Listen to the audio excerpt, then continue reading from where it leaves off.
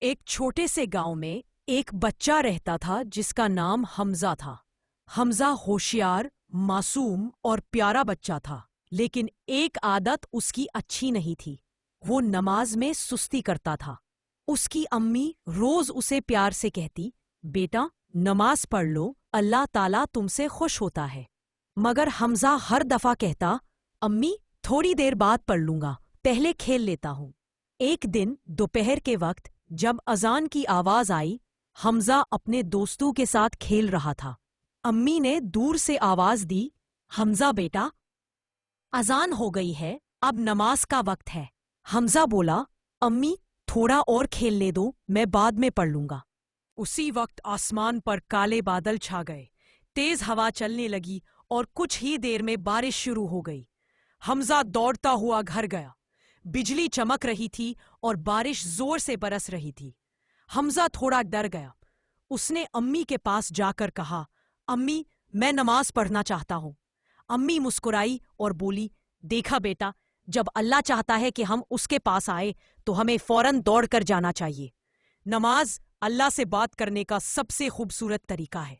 حمزہ نے وضو کیا، مسجد گیا اور دعا کے ساتھ نماز پڑھی۔ جب اس نے سجدہ کیا تو اس کے دل میں عجیب سا سکون تھا۔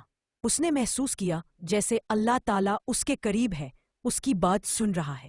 نماز کے بعد حمزہ کے دوست اس کے پاس آئے اور پوچھا، تو کھیل کیوں نہیں رہا؟ حمزہ مسکرایا اور بولا، میں اب پہلے اللہ کو خوش کرتا ہوں، پھر کھیلتا ہوں۔ جب میں نماز پڑھتا ہوں تو میرا دل خوش ہو جاتا ہے۔ اس دن سے حمزہ نے کبھی نماز نہیں چھوڑی۔ ہر وقت جب اذان ہوتی، وہ سب سے پہلے مسجد کی طرف دوڑتا۔ گاؤں کے دوسرے بچے بھی اس کی مثال دے کر کہنے لگے، حمزہ تو ہر وقت اللہ کو یاد کرتا ہے، ہمیں بھی اس کی طرح بننا چاہیے۔ دھیرے دھیرے پورا گاؤں نماز اور عبادت میں مصروف ہو گیا۔ سب کے چہروں پر روشنی تھی اور دلوں میں سکون۔ امی نے کہا، بیٹا دیکھا، جب ہم نماز پڑھتے ہیں تو نہ صرف اللہ خوش ہوتا ہے بلکہ زندگی بھی خوبصورت ہو جاتی ہے۔ حمزہ مسکرایا اور بولا، اب مجھے سمجھ آ گیا امی، نماز صرف فرض نہیں، اللہ سے محبت کا سب سے پیارا تحفہ ہے۔